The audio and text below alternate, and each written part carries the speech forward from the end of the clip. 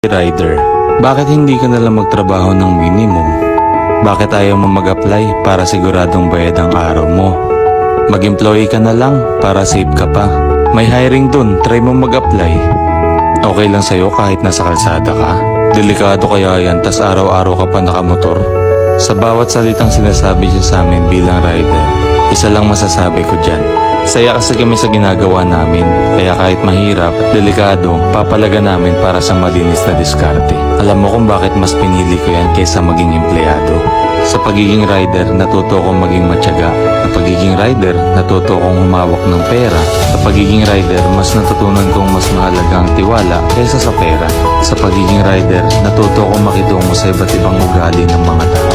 Sa pagiging rider, marami akong lugar na napuntahan at nalaman.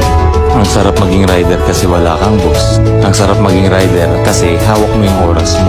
Ang sarap maging rider kasi kapag pagod ka na, pwede kang magpahinga at hindi ka obligadong pumasok kapag may sakit ka. Ang sarap maging rider kasi anytime pwede kang umuwi sa inyo kapag may emergency. At ang pinakamasarap sa pagiging rider ay wala kang katrabahong sipsip at crab mentality.